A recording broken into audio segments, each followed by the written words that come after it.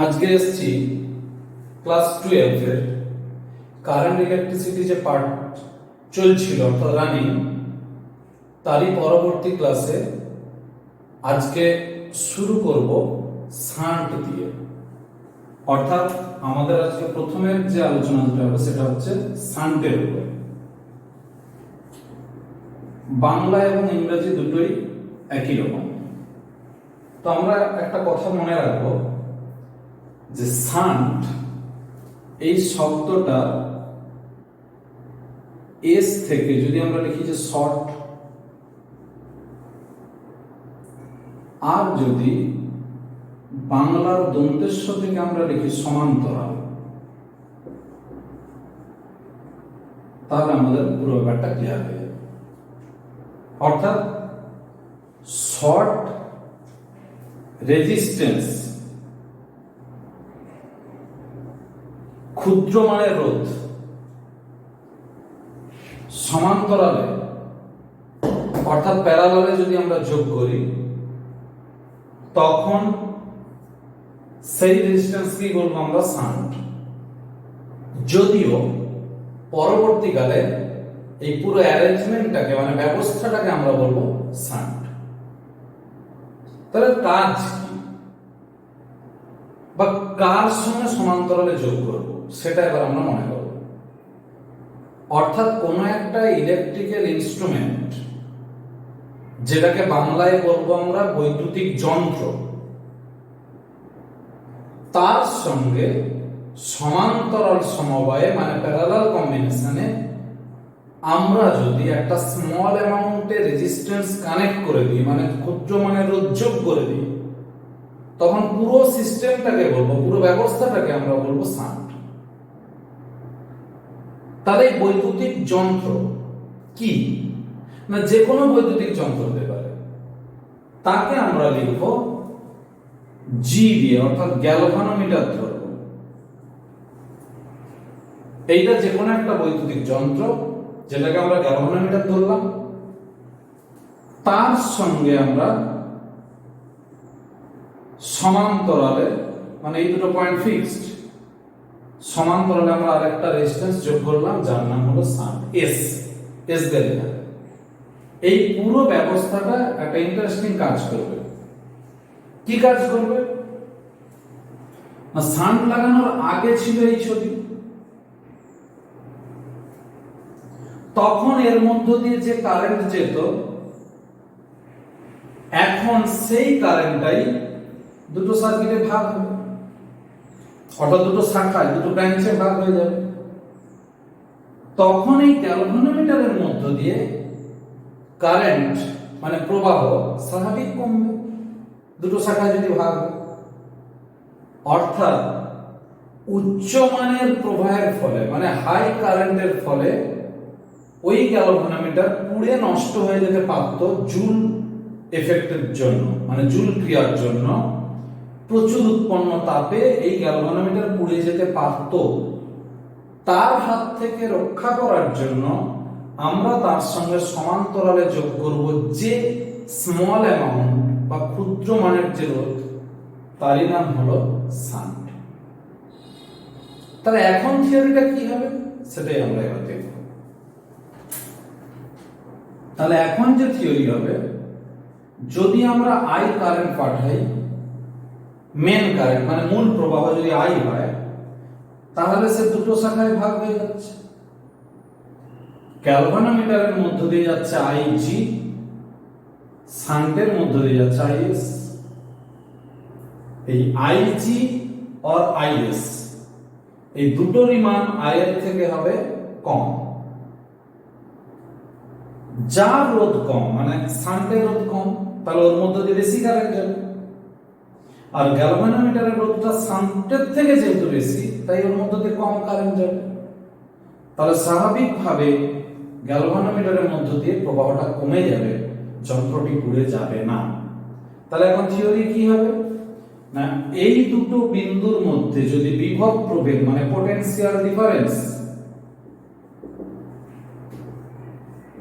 V হয়, তাহলে V সমান হবে আইজি ইনটু জি। আবার ওই ভি সমান হবে আইএস ইনটু এস, কারণ এই শাখা দিয়ে আইজি কারেন্ট, তার জি রেজিস্ট্যান্স, আইজি ইনটু জি, আইআর, ভি সমান আইআর। এটার মধ্যে দিয়ে হচ্ছে ভি সমান আইআর, আইএস ইনটু এস। তাহলে এটা হবে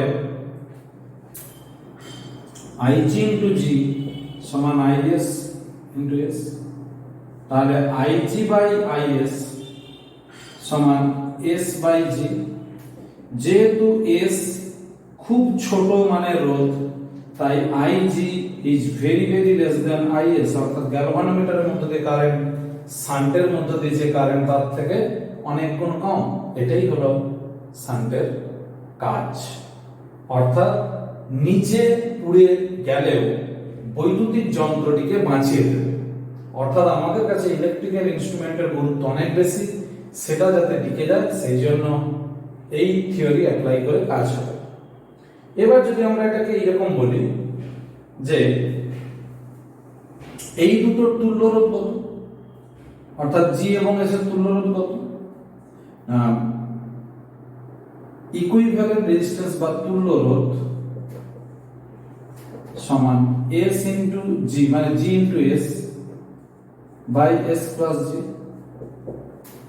তুল্য রোধ এটা। তাহলে আমি লিখতেই পারি আই ইনটু তুল্য রোধ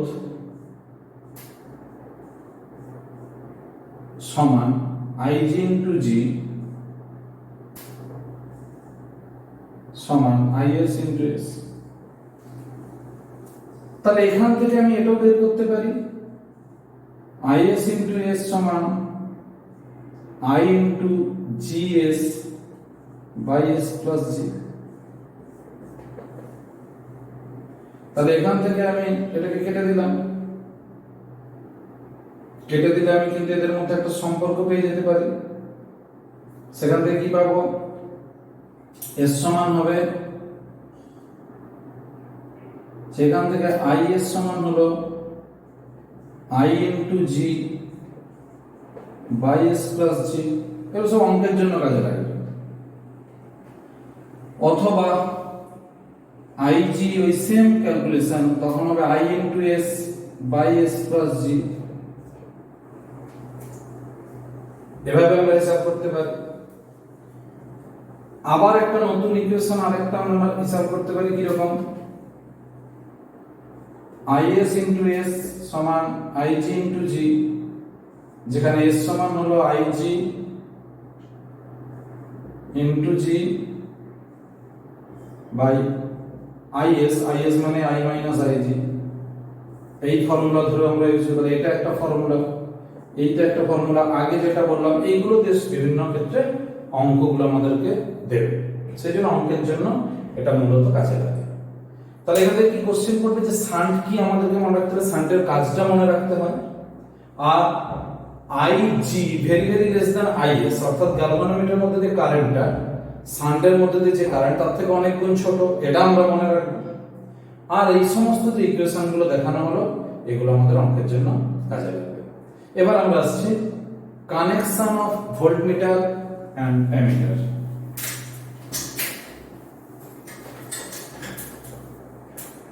অর্থাৎ বর্তনীতে আমরা ভোল্টমিটার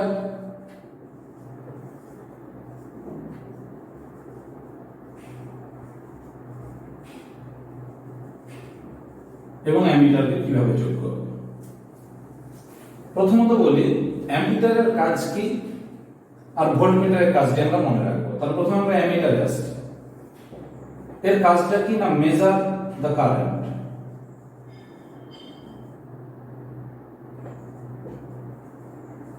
অর্থাৎ এটা প্রবাহ পরিমাপ করে, তড়িৎ প্রবাহ পরিমাপ করে। সেই জন্য কি কোথায় লাগাবো, এটা যদি একটা রেজিস্ট্যান্স হয় তাহলে তার সঙ্গে আমরা সিরিজে লাগাবো, মানে শ্রেণীতে লাগাবো প্রবাহ। কেন না, রোধের মধ্যে দিয়ে যে কারেন্ট যাবে সেটাই আমরা কিন্তু অ্যামিটারের মধ্যে দিয়ে পাবো।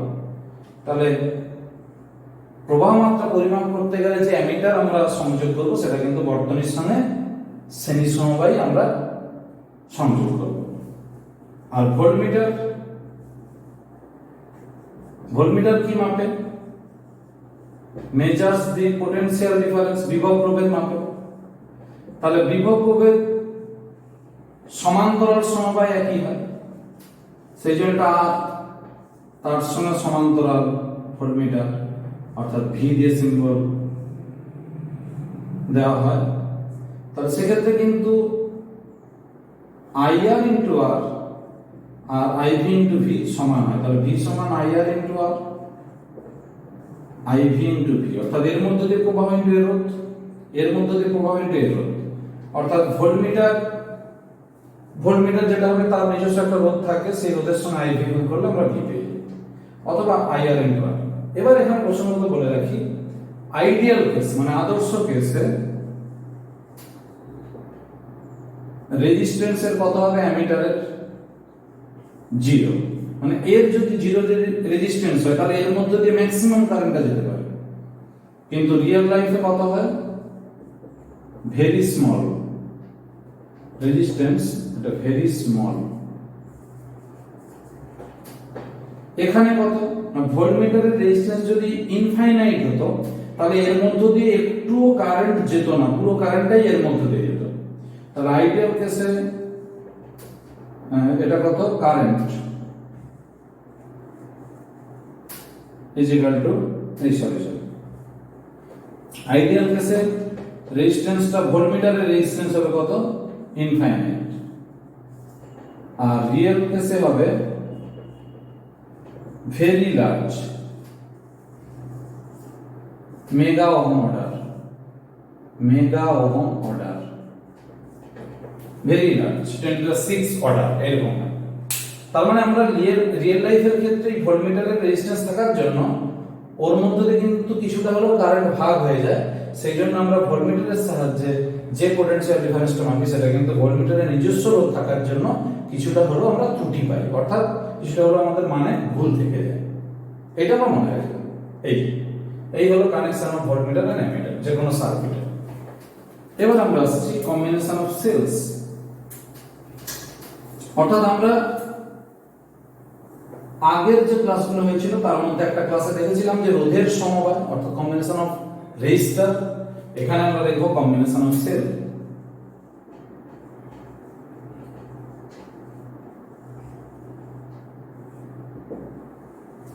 প্রথমে আসছে আমরা সিরিজ।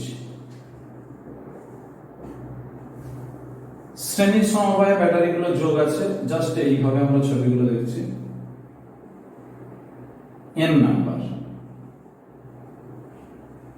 প্রত্যেকটা ব্যাটারির ইএমএফ ই মানে তড়িৎচালক বল ই এবং অভ্যন্তরীণ রোধ মানে ইন্টারনাল রেজিস্ট্যান্স হলো আর, প্রত্যেকটা।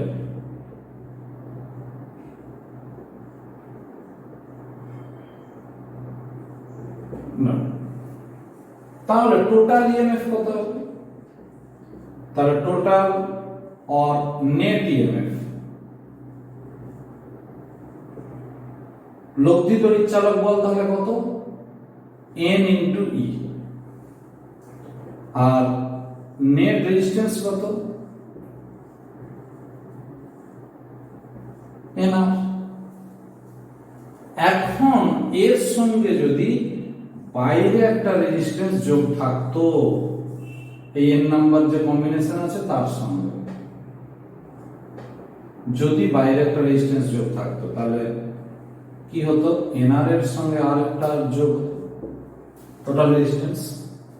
তাহলে প্রথমটা হচ্ছে আমাদের টোটাল বা নেট ইএমএফ নি এবং নেট রেজিস্ট্যান্স যেটা লব্ধি রোধ সেটা হচ্ছে কত, nr প্লাস ক্যাপিটাল আর, অতএব i ইজ ইকুয়াল টু হবে ne বাই nr প্লাস, এটাই আমাদের মেইন ইকুয়েশন।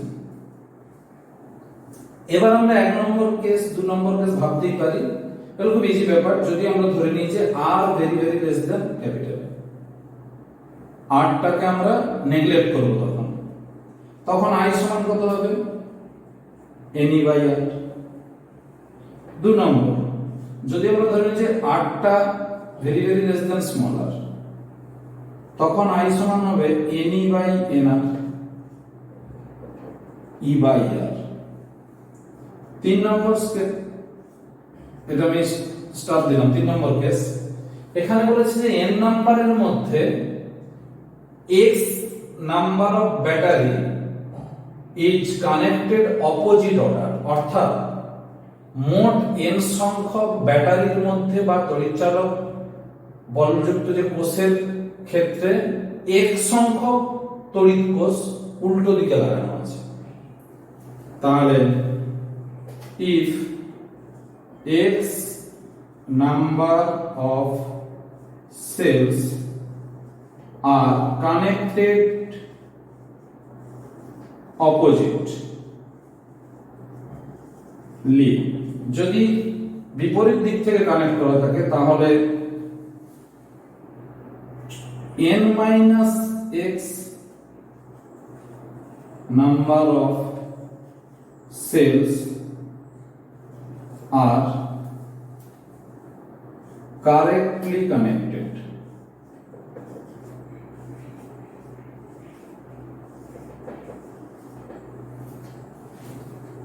সেক্ষেত্রে i সমান কত হবে? i সমান হবে তখন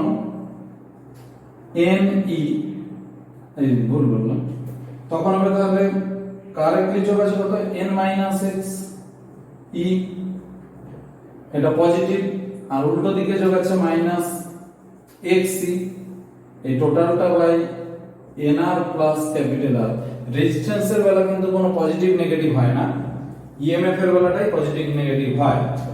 এটা হিসাব করলে হবে n minus 2x e, নিচে হবে nr প্লাস r, এটাই হলো i। সেক্ষেত্রে আর একটা কথা মনে রাখবো, আমরা এখানে একই একই বলে আমরা n দিয়ে গুণ করে দিয়েছিলাম, ওটা আলাদা আলাদা ভ্যালু হলে যোগ, এটা সিম্পল ব্যাপার। মানে আমি যদি ধরতাম যে দুটো আলাদা, তাহলে e1 plus e2 plus e3 plus e4 এরকম করে করে n সংখ্যক যতগুলো হতে হতো। তাহলে এই ফর্মুলাগুলো আমরা মনে রাখবো অঙ্কের ক্ষেত্রে, এবং এটা থিওরিটিক্যাল প্রুভও দিতে পারে। এই হলো সিরিজ কম্বিনেশন। এবার আসছি, আমরা জানি পরবর্তী প্যারালাল কম্বিনেশন।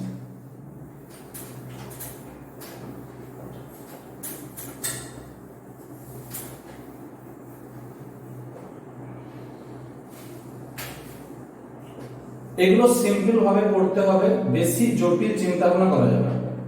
প্যারালাল কম্বিনেশনে কি রকম ছবিটা হবে, এই রকম ব্যাটারিগুলো সব যোগ থাকবে।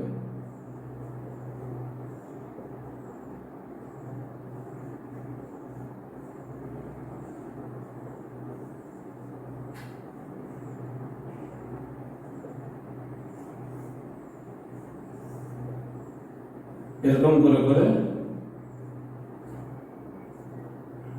n নাম্বার যোগ থাকছে, তার সঙ্গে একটা ক্যাপিটাল আর যোগ, বাইরের যোগ।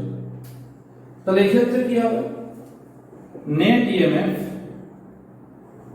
এটা হবে ই, কারণ যখন অনেকগুলো ব্যাটারি প্যারালাল কম্বিনেশনে থাকে তখন তাদের ইএমএফটা সেম হয়, তাহলে ই।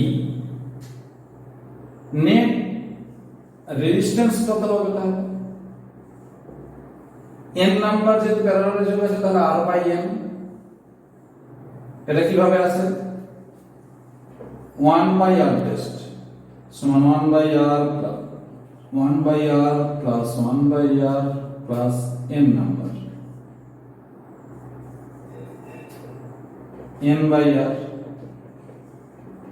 তাহলে r টেস্ট হবে r বাই n। এটা হলো, তার সঙ্গে বাইরের একটি যোগ ক্যাপিটাল আর, অতএব i ইজ ইকুয়াল টু হবে e by r by n plus r। এই একই টেকনিক আমরা মনে রেখে দেবো, এই ফর্মুলাটি মনে রাখলে অঙ্ক চলে আসবে। আবার যদি আমরা ক্যাপিটাল আরটা স্মল ধরি তাকে অ্যাভয়েড করব, স্মল আরটা স্মল ধরলে তাকে অ্যাভয়েড করব, এইভাবে আমরা হিসাবগুলো করব। এই হলো i এর ফর্মুলা। এবার এইটা থেকে যদি আমরা হিসাব করি তাহলে আমরা i কত পাবো, n e by r plus nr। তবে আমি বলবো এইটা মনে রাখতে, এটাই মেইন ফর্মুলা। যদিও এইটা মানে এটা, তবুও বলবো এটা মেইন ফর্মুলা, কারণ এটাতে আমি কনসেপ্টটা ক্লিয়ার হবে আমার, যে ইএমএফটা একই থাকে।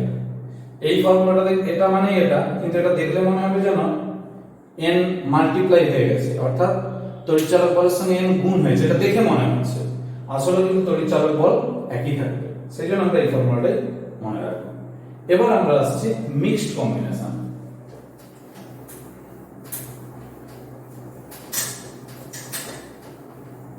মিক্সড কম্বিনেশন মানে শ্রেণী সমান্তরাল একসঙ্গে থাকে n সংখ্যক।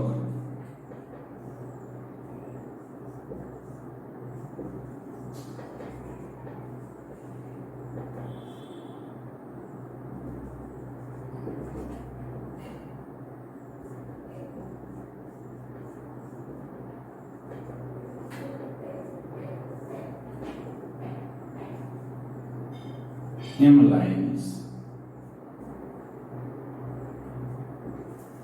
অর্থাৎ প্রত্যেকটা সারিতে n স্মল n করে ব্যাটারি আছে, যে ব্যাটারির ইএমএফ ই মানে তড়িৎচালক বল ই এবং অভ্যন্তরীণ রোধ বা internal resistance R.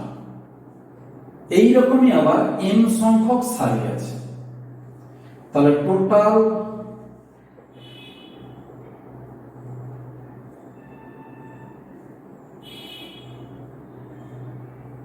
total number of cell সমান m গুণিত mn, এটা আমরা মনে রেখে দেব।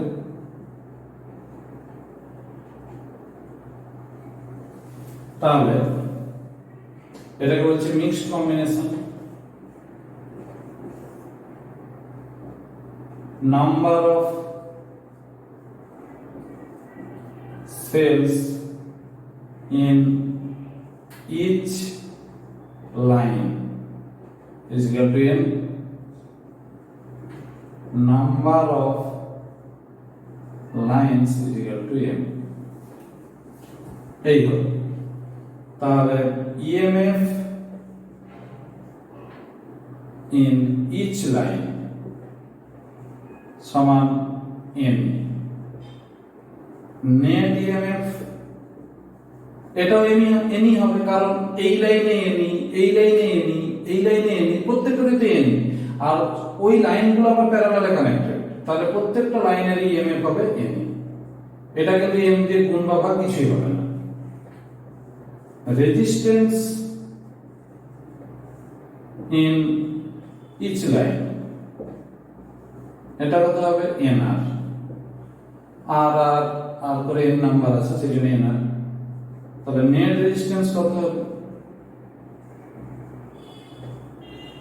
তাহলে এটাতেও এনআর, এটাতেও এনআর, এটাতেও এনআর, এরকম করে করে যখন হবে মানে প্যারালালি, তখন হবে এনআর বাই এম, ঠিক আগের হিসাবটার মতো যেটা ব্র্যাকেটে দেখিয়েছিলাম, NR by M.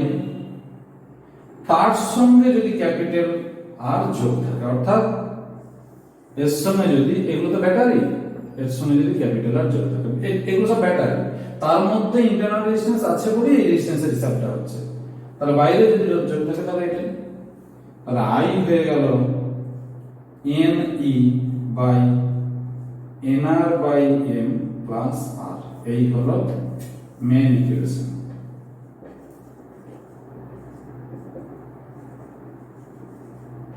Main equation.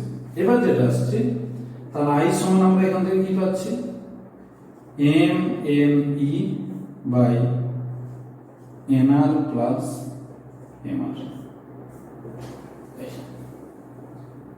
এরপর আমরা একটা এই মিক্সড কম্বিনেশন একটা ইম্পর্টেন্ট প্রুফ করব 2 নম্বরের জন্য, সেটা হচ্ছে কন্ডিশন ফর ম্যাক্সিমাম কারেন্ট। এই কারেন্টের ভ্যালু ম্যাক্সিমাম হবে কি কন্ডিশন, এবার আমরা সেই হিসাবে আসবো।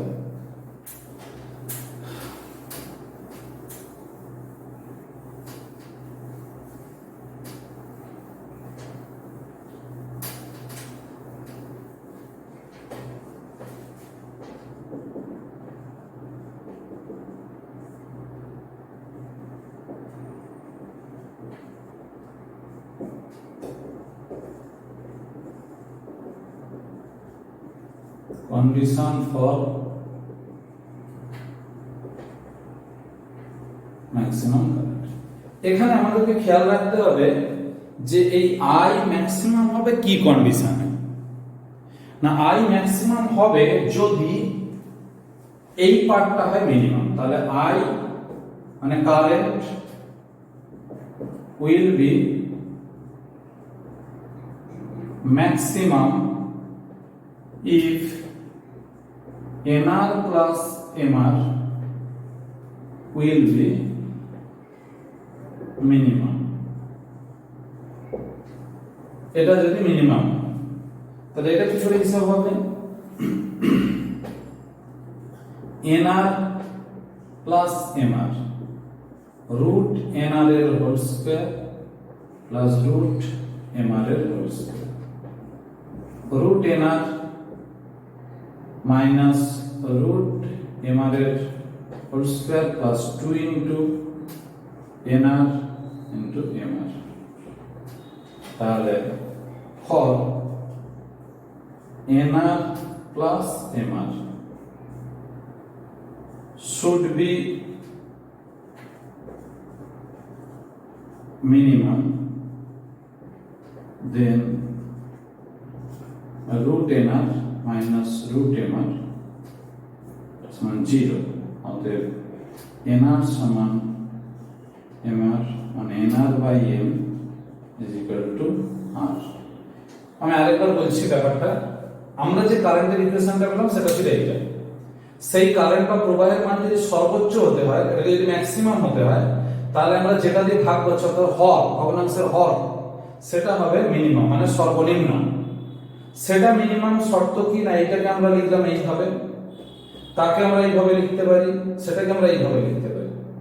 আমরা জানি যে এই রাশিটা মিনিমাম হবে যখন এই রাশিটা মানে বর্গের ভ্যালুটা হবে 0, অর্থাৎ যেটা স্কয়ার কোয়ান্টিটি আছে সেই ভ্যালুটা হবে 0। সেই জন্য এটাকে যদি মিনিমাম হতে হয় তাহলে এই গোটাটাকে মিনিমাম, এই গোটাটা মিনিমাম হবে তখনই যদি এই পার্টটা হয় 0। এটাকে 0 করলাম। কন্ডিশন কি হলো? r সমান nr বাই m, অর্থাৎ মোট যেটা বহির্বর্তনী রোধ ছিল ক্যাপিটাল R, আর যেটা মোট অভ্যন্তরীণ রোধ ছিল সেই দুটো সমান হতে হবে। অর্থাৎ net resistance value of total cells is equal to the external resistor বা রেজিস্ট্যান্স। অর্থাৎ বাইরে যে রোধটা আমরা যোগ করব সেই রোধের মানের সঙ্গে ওই যে ব্যাটারিগুলো যে সংযুক্ত আছে মিশ্র সমবায়ে তাদের মোট যে তাদের মোট যে রোধ সেটাকে সমান হতে হবে। এই দুটো যদি সমান হয়ে যায় তাহলে আমরা বলবো যে কারেন্টটা হবে ম্যাক্সিমাম। এবং যখন কারেন্টের ভ্যালুটা দেন তখন I max টা কত হবে? তখন I max হবে MNE বাই 2mr বা হবে MNE বাই 2nr। এইভাবে আমরা ভ্যালুটা বের করে নিতে পারবো। এখানে যদি আমরা n এর ভ্যালুটা বসিয়ে দিতে পারি বা একটা কাটাকাটি করে আমরা সিম্পলিফাই করে নিতে পারি, অর্থাৎ এই হলো আমাদের কন্ডিশন। এত অবধি প্রুফটা মনে রাখতে হবে। এবার আমরা আসছি যে কোনো একটা কন্ডাক্টরের মধ্যে দিয়ে বা কন্ডাক্টিভ ওয়্যারের মধ্যে দিয়ে যখন কারেন্ট যায় অর্থাৎ ইলেকট্রন যখন ফ্লো হয় তখন সেখানে কি কি জিনিসগুলো আমরা বুঝতে পারি বা কি কি কোয়ান্টিটি নতুন করে পাবো সেইগুলো আমরা দেখব।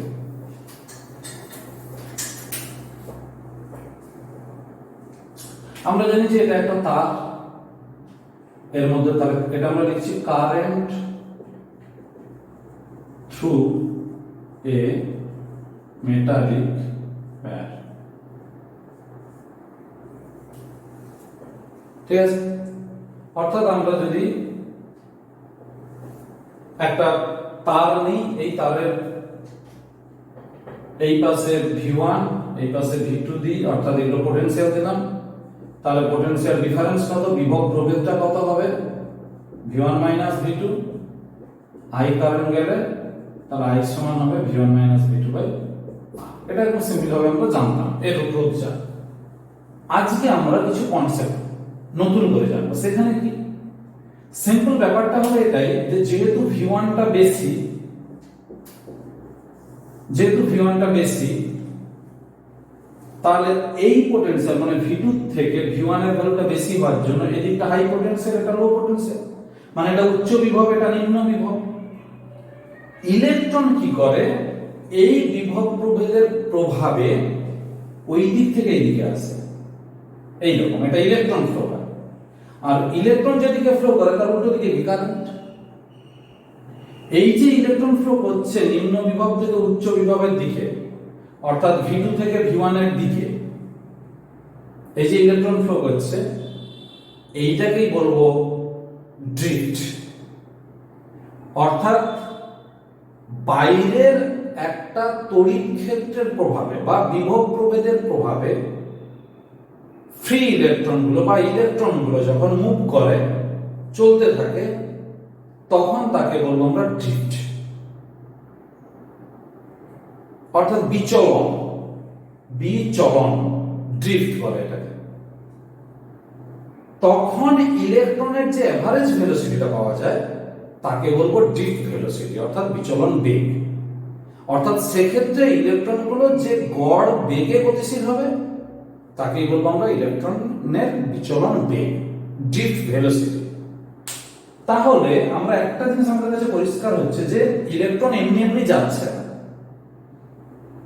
নিম্ন বিভব থেকে উচ্চ বিভবের দিকে বা নেগেটিভ পোটেনশিয়াল থেকে পজিটিভ পোটেনশিয়াল বা লো পোটেনশিয়াল থেকে হাই পোটেনশিয়াল, এই যে আসছে সেটা কিন্তু একটা বিভব প্রভেদের প্রভাবে বা তড়িৎ ক্ষেত্রের প্রভাবে আসছে।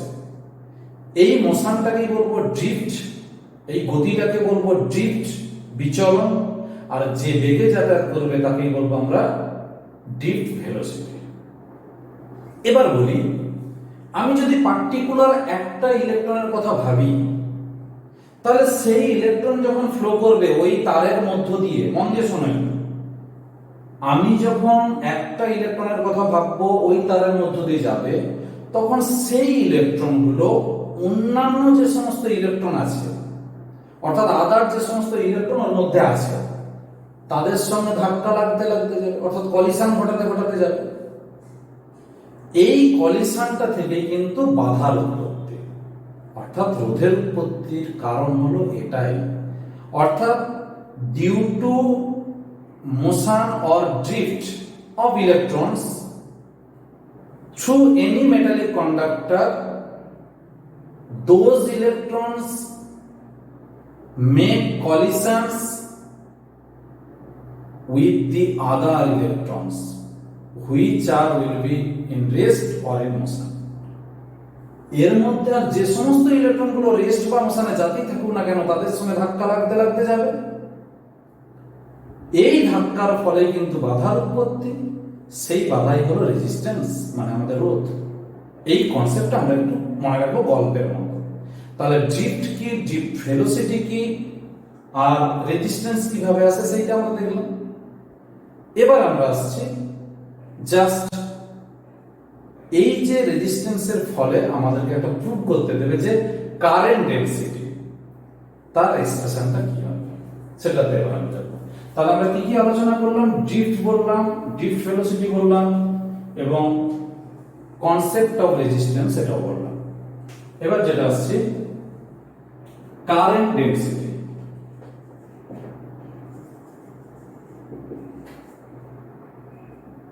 এটা জে দিয়ে লেখা হয়, এটা সমান হয় আই বাই এ, জে সমান হয় আই বাই এ, এটা আমরা মনে রেখে দেব। এবার এই জে এর সামনে যে এক্সপ্রেশন আমরা প্রুভ করব সেই প্রুফটা হলো খুব ইম্পর্টেন্ট।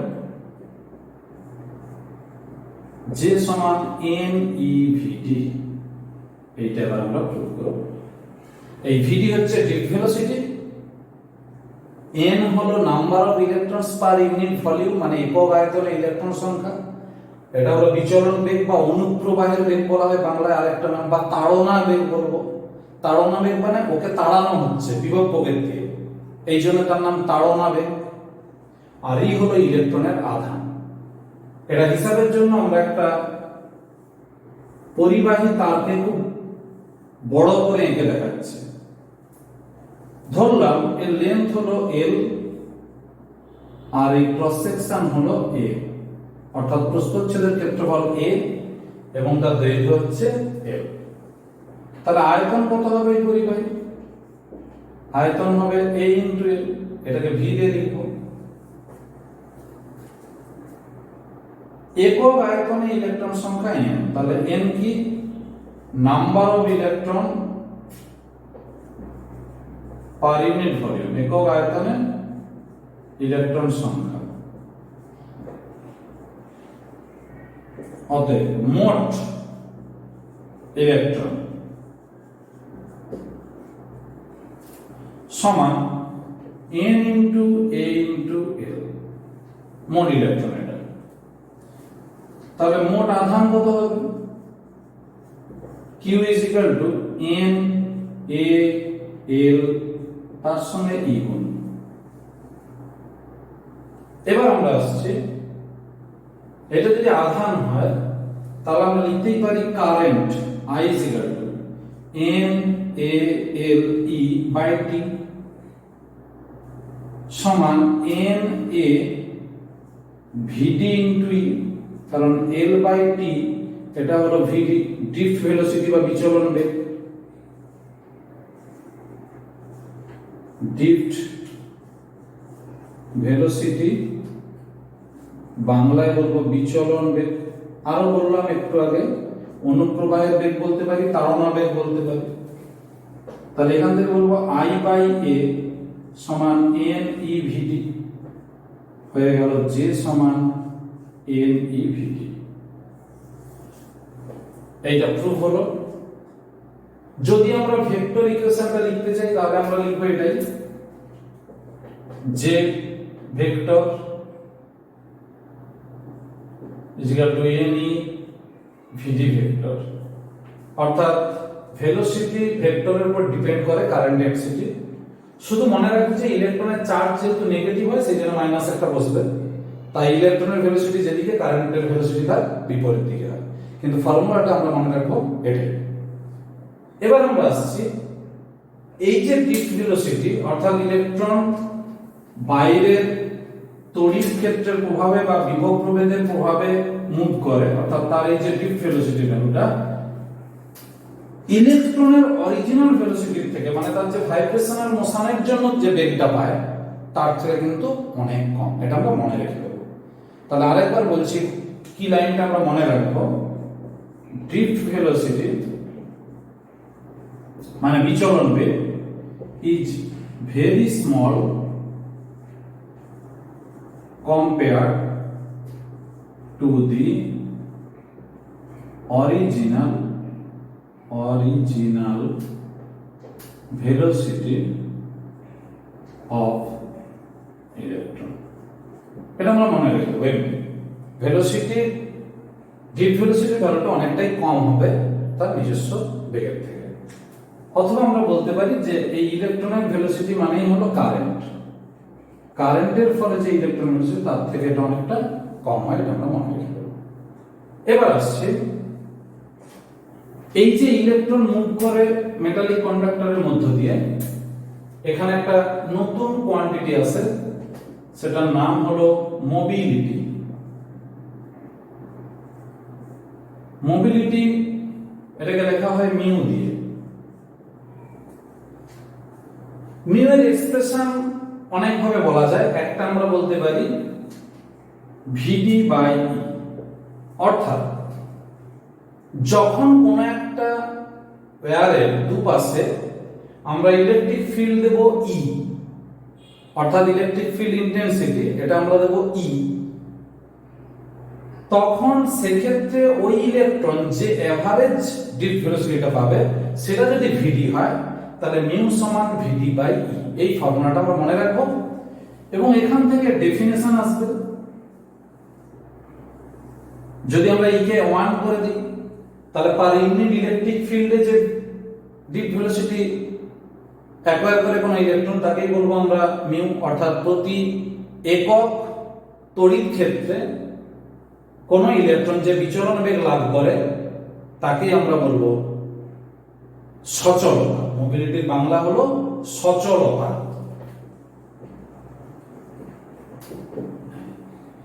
এইবার আমরা ছোটখাটো কিছু ইকুয়েশন জানতে গেলে আমাদের কিছু ফর্মুলা মনে রাখতে হয়। কিভাবে? প্রথমত বলবো যে ইলেকট্রন যখন মুভ করে তখন যে বল সে অনুভব করে তাকে বলবো আমরা বাধা বল, F। এই F সব সময় হয় প্রপোর্শনাল টু হয় কার সঙ্গে, ভিডির সঙ্গে।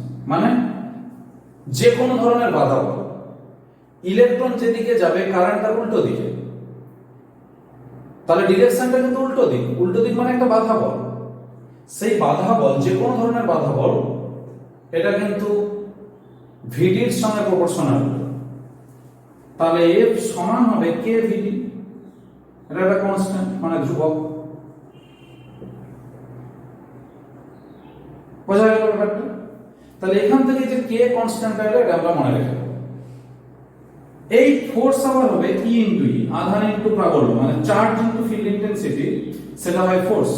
তাহলে বল সমান আধান ইনটু প্রাবল্য, সেটা সমান হচ্ছে কে ভিডি। এখান থেকে আমরা ভিডি বাই ই পাবো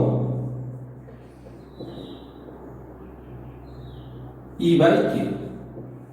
তাহলে এটা আমরা মনে রাখতেই পারি। তাহলে অতএব mu is equal to E by K সমান ভিডি বাই ই, এটা আমরা মনে রেখে দিলাম। এগুলো সব ছোটখাটো ইকুয়েশন আসবে অঙ্কের জন্য। আবার আমরা যদি কোনো পরিবাহিতার দুপাশে তড়িৎ ক্ষেত্র দিই ই, তাহলে সেখানে একটা বিভব প্রভেদ তৈরি হবে। সম্পর্ক হবে ই সমান ডিভি বাই ডিএক্স থেকে ভি বাই এ, যেখানে এল হলো পরিবাহী দৈর্ঘ্য, ই সমান ভি বাই এ। তাহলে এখান থেকে আমি সম্পর্কগুলোকে সব চেঞ্জ করে ফেলতে পারি। কিভাবে?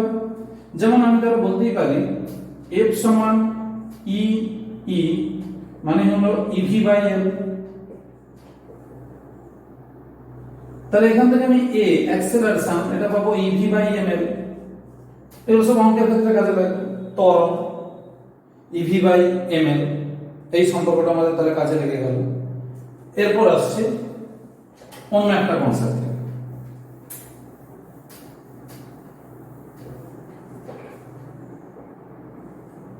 আমরা জানি VG equal to U plus KV. এটা কখন হয়? যখন কোন একটা পার্টিকেল এ অ্যাক্সেলারেশন নিয়ে টি সময় ধরে চলে। তাহলে যদি সমত্বরণে চলে এবং প্রাথমিক বেগ যদি 0 হয়, তাহলে if U is equal to 0, তাহলে ভি সমান কি হয়? এটি। এই এর জায়গায় বসবে ই ই বাই এম, আধান ইনটু প্রাবল্য বাই ভর। আধান ইনটু প্রাবল্য মানে বল বাই ভর, তার সঙ্গে টাও গুণ হবে। তাহলে বেগ সমান হচ্ছে ই ই বাই এম ইনটু টাও, অর্থাৎ বল বাই ভরের অনুপাতের সময় কিন্তু টাও গুণ হলে, অর্থাৎ সময়, এটাকে বলবো আমরা অবসর সময় বা অবসর কাল বা রিল্যাক্সেশন টাইম ইংরেজিতে বলে, তখন আমরা আরেকটা সম্পর্ক পেয়ে গেলাম। এইটাকে আমরা ভি মানে আমরা ভিডি ধরতে পারি। তাহলে ভিডি সমান ই বাই এম ইনটু টাও। এই সম্পর্কগুলো আমাদের শুধু কাজে লাগে। আবার এটা মানেই হবে E into V by L into tau by M. তাহলে E V tau by M L, এটাই ভিডির একটা ফর্মুলা এসে গেল। এগুলো সব ছোটখাটো ফর্মুলা বা অপশন দিয়ে আমাদের এমসিকিউতে কোশ্চেনগুলো আসে। তারপর আরো একটা ইকুয়েশন পাবো আমরা। কিভাবে? আমরা এক্ষুনি দেখলাম যে ওই যে মিউ সমান ই বাই কে বা ভিডি বাই কে। তাহলে ওখান থেকে আমরা কি সম্পর্ক পাবো?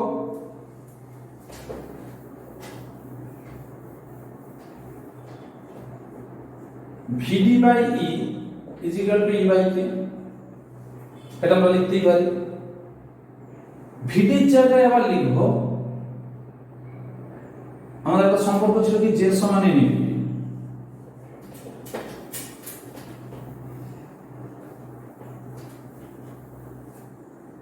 ভিডির জায়গায় এখানে আমরা লিখতেই পারি জে বাই এন, বসে দিলাম। তাহলে জে বাই এন ই সমান E by K, J by E is equal to N square by K. এই একটা ইকুয়েশন হলো। আবার Ohm's law,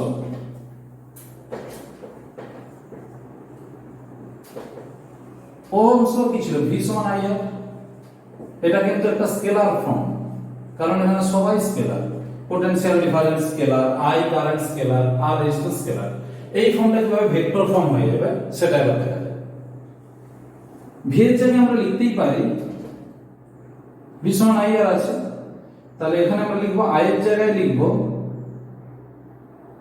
J into a, J সমান আই বাই এ ছিল, আর আরেক জায়গায় লিখবো রো এল বাই এ, এটা ভি।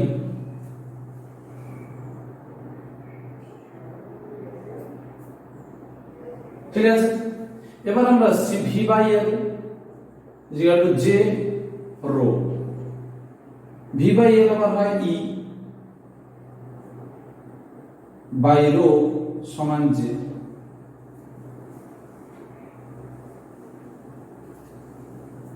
জে সমান E into 1 by rho. Rho কি ছিল? রো ছিল রোধাঙ্ক, বাংলায় বলতাম রোধাঙ্ক, আগের ক্লাসেই হয়েছে। আর ইংরেজিতে বলবো আমরা স্পেসিফিক রেজিস্ট্যান্স বা coefficient of resistivity. 1 by rho হয় কন্ডাক্টিভিটি মানে পরিবাহিতাঙ্ক। তাহলে E into sigma J is equal to, এখানে কিন্তু ই যখন ভেক্টর ফর্মে আসবে তখন কিন্তু হবে জেটাও ভেক্টর। তাহলে জে সমান সিগমা ই, এটা একটা ফর্মুলা আছে। তাহলে জে বাই ই কি হবে না, জে বাই ই হবে সিগমা। তাহলে sigma is equal to N square by K, এটা একটা ফর্মুলা ছিল। আবার এখানটা আমি লিখতে পারি এটাকে এন ই মিউ, মিউ সমান ই বাই কে। তাহলে রো সমান হলো কে বাই এন স্কয়ার সমান 1 বাই এন ই মিউ।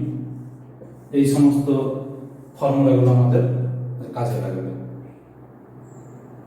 তাহলে সি রো এর এক্সপ্রেশন হলো K by N square 1 by N E mu. এই যে ছোটখাটো এতগুলো ইকুয়েশন হয়েছে, এটা কিন্তু জাস্ট জটিলতা কিছু নেই, এদিক ওদিক থেকে বিভিন্ন ইকুয়েশন গুলো এসে আমাদেরকে জটিল করে দিয়েছে।